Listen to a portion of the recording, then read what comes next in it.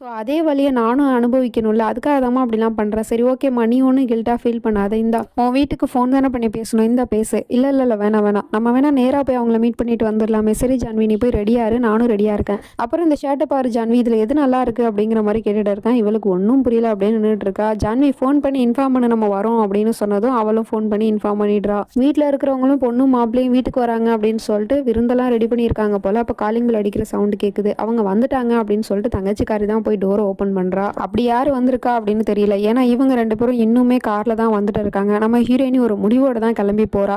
இன்னைக்கு எப்படியாவது நான் இவனை பத்தின எல்லா உண்மையும் சொல்லிடணும். இதுக்கப்புறமா நான் இவன் கூட சேர்ந்து வாழ்றதுல அர்த்தமே இல்லை அப்படிங்கிற மாதிரி யோசிச்சுக்கிட்டு தான் போறா. வீட்டுக்கும் வந்துடுறாங்க. அங்க போய் பார்த்தா பயங்கர கலாட்டாவா இருக்கு. என்னடான்னு பார்த்தா நம்ம ஹீரோயினோட அப்பாவை எல்லாரும் சேர்ந்து போட்டு அடிச்சுட்டு இருக்காங்க. என்ன நடக்குது ஏது நடக்குது நம்ம ஹீரோயினிக்கு ஒண்ணுமே புரியல. எதுக்காக எங்க அப்பாவை அடிக்கிறீங்க, ப்ளீஸ் அவங்கள விடுங்க அப்படின்னு சொன்னா யாரும் கேட்க மாட்டானுங்க. இதுல கூத்து என்னன்னா, போலீஸும் எல்லாத்தையும் நின்று வேடிக்கை தான் பார்த்துட்டு இருக்கு. போலீஸ்கார தம்பி யாருன்னு தெரியுதா? அடையாளம் தெரிஞ்சவங்க கமெண்ட் பண்ணுங்க. யுவராஜும் போய் போலீஸ்ட்ட கேட்கறான், என்ன சார் பண்ணிட்டு இருக்கீங்க, அடிக்க விட்டுட்டு வேடிக்கை பாக்குறீங்களே, எதுக்காக அவங்க எல்லாம் என்னோட மாமனாரை அடிக்கிறாங்க அப்படின்னு சொல்லிட்டு கேட்டா, அவன் மாமனார் என்ன யோகியமா, அவன் என்ன காரியம் பண்ணா தெரியுமா, 15 லட்ச ரூபாயை திருடிட்டான், அதனாலதான் எல்லாரும் சேர்ந்து முத்துறாங்க, நாங்க வேடிக்கை பாக்குறோம் அப்படிங்கிற மாதிரி பேசிட்டு இருக்கான். நம்ம ஹீரோயினி போய் தடுக்கிறதுக்கு போறா, என்னோட அப்பா விடுங்க விடுங்க அப்படின்னு சொல்லிட்டு. அதுல ஒருத்தவன் நம்ம ஹீரோயினியே பிடிச்சி தள்ளி விட்டுறான். இவனுக்கு தான் நம்ம ஹீரோயினி மேல யாரு கையை வச்சாலுமே பிடிக்காத. உடனே பக்கத்துல இருக்கிற போலீஸ்காரனோட கன்னை பிடிங்கி மேல ஷூட் பண்றான். அந்த சவுண்டு கேட்டு எல்லாரும் ஸ்டாப் பண்ணிடுறானுங்க.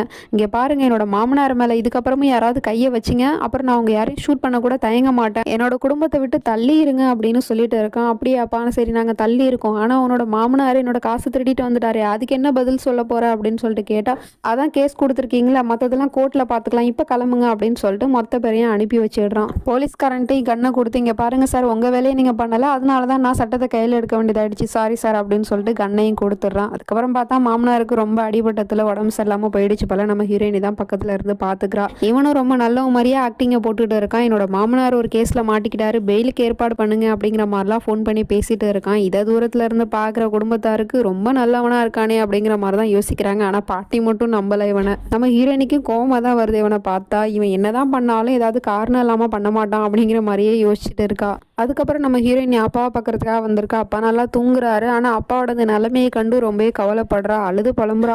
என்னோட கஷ்டத்தை உங்ககிட்ட சொல்லலான்னு பார்த்தா இப்ப நீங்களே ஒரு கஷ்டத்துல மாட்டிக்கிட்டீங்களேப்பா அப்படிங்கிற மாதிரி மனசுக்குள்ளே சொல்லி அழுதுகிட்டு இருக்கா. அப்பா பார்த்துட்டு என்னாச்சுமா அப்படின்னு கேட்குறாரு.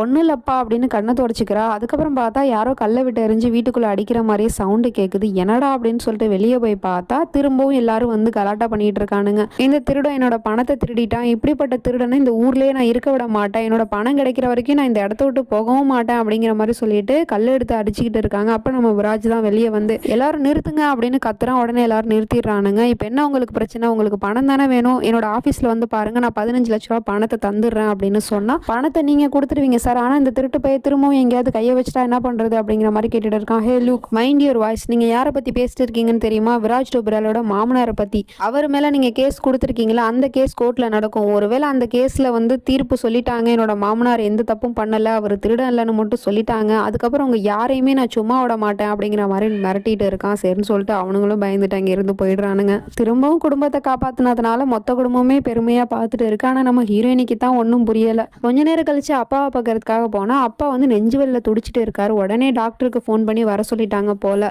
உள்ள செக் பண்ணிட்டு இருக்காங்க. இந்த விஷயம் எப்படியோ ஃப்ரெண்டுக்காரனுக்கு தெரிஞ்சு அவனும் வந்து என்னாச்சு அப்பாக்கு அப்படின்னு சொல்லிட்டு கேட்டுட்டு இருக்கான். நம்ம ஹீரோயினி அவனை பார்த்ததுமே புருஷங்காரன் பண்ண கொடுமையெல்லாம் நினைச்சு பார்த்துட்டு இங்க என்னன்னா சரியா வராது அப்படின்னு சொல்லிட்டு அங்க இருந்து எஸ்கேப் ஆக பாக்குறா. ஆனா அவனே வந்து வாண்டடா நம்ம ஹீரோயினி கிட்ட வந்து பேச வரான். என்னாச்சு ஜான்வி, அப்பாக்கு இப்ப நல்லா இருக்கார்ல அப்படின்னு கேட்டா நம்ம ஹீரோயினி எந்த பதிலுமே சொல்லாம அங்க இருந்து போயிடுறா. டாக்டரும் வெளியே வந்து செக் பண்ணி பார்த்துட்டு சொல்றாரு, அவருக்கு மைனர் ஹார்ட் அட்டாக் வந்திருக்கு, ஸோ இதையும் பலவீனமா இருக்கு அவருக்கு, அதனால கஷ்டமான விஷயம் எதையும் அவர்கிட்ட சொல்லாதீங்க அப்படிங்கிற மாதிரி சொல்லிட்டு போயிடுறாரு டாக்டர். ஒன்றும் புரியல நம்ம ஹீரோயினிக்கு, மேலும் மேலும் கஷ்டமா இருக்கு. இந்த மாதிரி ஒரு சூழ்நிலை எப்படி தன்னோட கஷ்டத்தை சொல்லுவா. ஸோ முழிச்சிட்டு இருக்கா, என்ன பண்றதுன்னு தெரியாம. சரினா அப்பா கிட்ட சொல்லிட்டு வீட்டுக்கு கிளம்பலான்னு பார்த்தா தங்கச்சிக்காரி, அக்கா நீங்க எங்கேயும் போவாதீங்க, இங்கே இருங்க அப்படின்னு சொல்லிட்டு இருக்கா. அப்பாவும் சொல்றாரு, ஆமாம்மா நீ இங்கே இருமா, நீ கொஞ்சம் இருந்தா எனக்கு தைரியமா இருக்கும் அப்படின்னு சொல்லிட்டு இருக்காரு.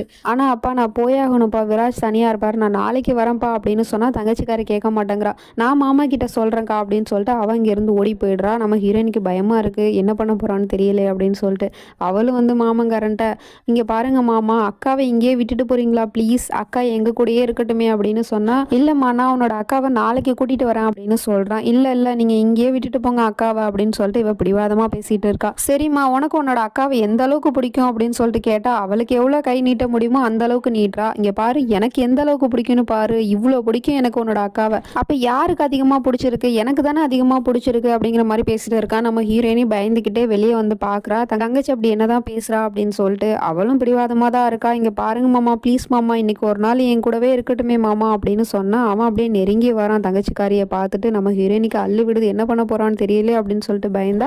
சரிம்மா ஒன்றும் பிரச்சனை இல்லை, உன்னோட அக்கா உன் கூட தானே இருக்கணும், தாராளமாக இருக்கட்டும், நான் வந்து நாளைக்கு வந்து கூட்டிகிட்டு போகிறேன் அப்படிங்கிற மாதிரி சொல்லிடுறான். நம்ம ஹீரோயினுக்கு ஒன்றும் புரியல. இப்போ நைட் ஆகிடுது, நம்ம ஹீரோ வந்து கிளம்புறான் போல் வீட்டுக்கு. அப்படி போகும்போது நம்ம ஹீரோயினிக்கிட்ட இங்கே பாருமா ஜான்வி ஒன்று எனக்கு இங்கே விட்டுட்டு போகிறதுக்கு எனக்கு சுத்தமும் விருப்பம் இல்லை, இருந்தாலும் உன்னோட தங்கச்சி ரொம்ப ஆசைப்படுறாள் அதனால தான் விட்டுட்டு போகிறேன், நீ பார்த்து பத்திரமா இருமா, ஆனால் நான் உன்னை ரொம்பவே மிஸ் பண்ணுவேன் ஜான்வி அப்படின்னு சொல்லிட்டுலாம் பேசிட்டு இருக்கான். இதெல்லாம் தூரத்துலேருந்து பாட்டியும் பார்த்துட்டு தான் இருக்கு. சரிம்மா ஜான்வி நீ பார்த்து இருந்துக்கோ அப்படின்னு சொல்லிட்டு பொண்டாட்டிக்கு ஒரு கிஸ்ஸும் கொடுத்துட்டு அவன் பாட்டிக்கே போயிட்டு இருக்கான். ஆனால் நம்ம ஹீரோயினி அவன் என்னதான் பாசமாக பேசினாலும் ஒரு பயத்தோடய தான் அவங்ககிட்ட பேசிட்டு இருக்கா. அதை வந்து தூரத்துலேருந்து பாட்டி கவனிச்சிருச்சு இல்லையா.